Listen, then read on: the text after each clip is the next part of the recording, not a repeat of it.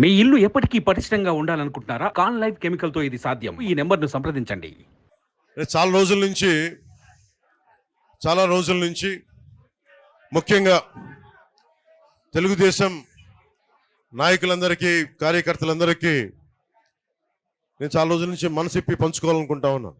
ఇది చాలా రోజుల నుంచి ఎప్పుడన్నా సరే ఇలాంటి సమయం సందర్భం వచ్చినప్పుడు నేను ఎందుకు మన తెలుగుదేశం పార్టీకి నిలబడ్డాను, దేనికని చెప్పడానికి మనసిప్పి చెప్పుకోవాలి మీ అందరికీ అని అనుకున్నాను. అంటే నేను ఎలాంటి వ్యక్తిత్వం ఉన్నాడని చెప్పడానికి. పాలిటిక్స్లో సహజంగా మీ అందరూ నాయకులు, మండల స్థాయి నాయకులు, పంచాయతీ స్థాయి నాయకులు, మన పార్టీ ఎదగాలనుకుంటాం తప్ప వేరే పార్టీ ఎదగాలని అనుకోం. సహజం ఇది అందరికీ. మీరు ఒప్పుకుంటారు ఆ మాటకి? మన పార్టీ ఎదగాలనుకుంటాం తప్ప వేరే పార్టీ ఎదగాలనుకోం. కానీ నాకు చంద్రబాబు గారి మీద చాలా అపారమైన గౌరవం, మనస్ఫూర్తిగా. ఎందుకంటే ప్రతి నాయకుడితోటి మనకి ఇష్టపడే అంశాలు ఉంటాయి, విభేదించే అంశాలు ఉంటాయి. ఆయనతో నాకు విభేదించే అంశాలు తక్కువ, సమ్మతి తెలిపే అంశాలు ఎక్కువ నాకు. కాకపోతే ఒకసారి సహకారం, సంఘర్షణ మధ్యలో సరైన మాట తీరు లేకపోతే, సరైన మనం కూర్చొని సమన్వయపరిచే వ్యక్తులు లేనప్పుడు కొంచెం ఇబ్బంది గురవుతుంది.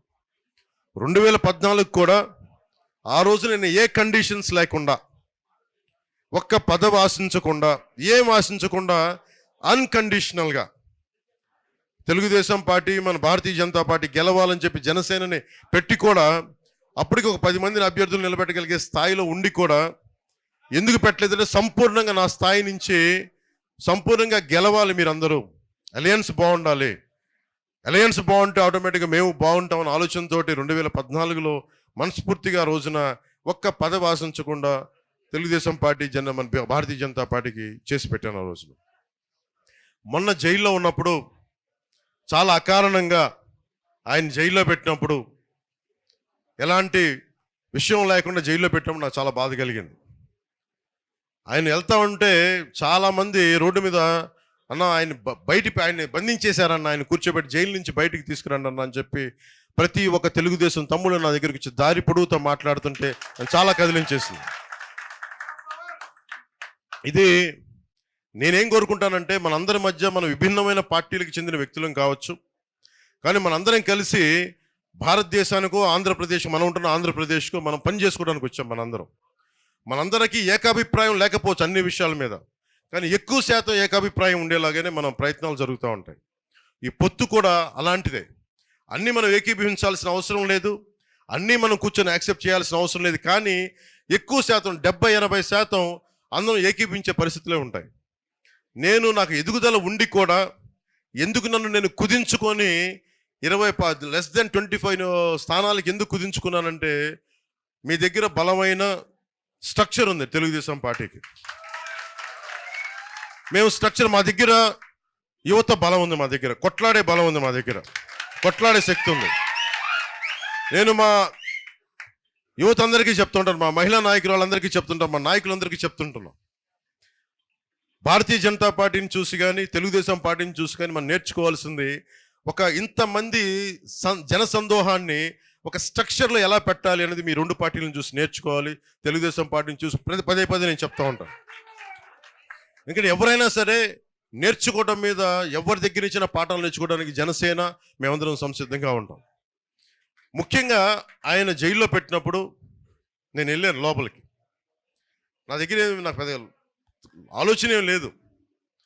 పాప ఆయన జైల్లో వెళ్ళినప్పుడు ముఖ్యమంత్రి, ఉమ్మడి రాష్ట్ర ముఖ్యమంత్రి, ఒక మహానగరాన్ని ఆయన మేధస్సుతోటి, ఆయన ఆలోచన విధానంతో, ఎందుకు నాకు తెలుసు ఒక పార్టీని నడపడం ఎంత కష్టమో, అలాంటిది ముఖ్యమంత్రిగా ఉండి ఒక మాదాపూర్ లాంటి ఒక హైటెక్ సిటీని ఆయన కూర్చొని రూపకల్పన చేశారు, 2020 విజన్ అని. అలాంటి వ్యక్తి ఎక్కడో మన రాజమండ్రి జైల్లో అలా కూర్చొని ఉంటే నాకు చాలా బాధ కలిగింది. లోపలికి వెళ్ళి మొత్తం అన్ని ఆ సెక్యూరిటీ మెజర్స్ అన్ని తట్టుకొని లోపలికి వెళ్ళి ఆయన చూస్తుంటే, ఒకప్పుడు అందరికీ ఈయన్ని జైలు పట్టిన ముఖ్యమంత్రి గారికి అని ఇలాంటి దుస్థితి కలిగింది. నేనేం చేయగలను ఆలోచించాను. బయట పార్టీ వాడిని, నేను తెలుగుదేశం పార్టీ వ్యక్తిని కాదు, కానీ నాకు మీ నాయకుడు తాలూకు బాధ, మీ అందరి బాధ నన్ను చాలా చాలా తాకింది. నేను చేయగలిగేది ఏంటి? నేను చేయగలిగేది ఏమనుకున్నానంటే మనందరం కలిసి ప్రజాస్వామ్యాన్ని కాపాడాలి.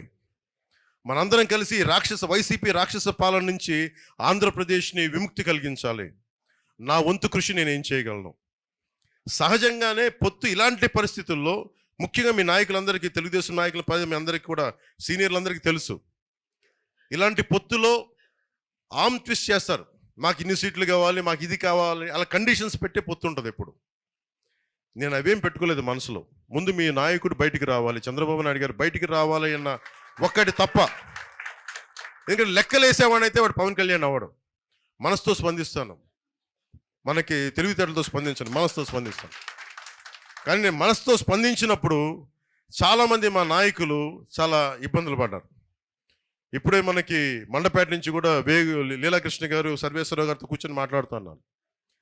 ఒకసారి ఆయన సర్వేశ్వరరావు గారు చెప్తా ఉన్నారు, మీరు చాలా పెద్ద హృదయంతో చేశారంటే లీలాకృష్ణ గారు అంటూ ఉన్నారు. సుమన్ టీవీలో మీ పర్సనల్ అండ్ బిజినెస్ ప్రమోషన్స్ కోసం కింది నెంబర్కి కాంటాక్ట్ చేయండి.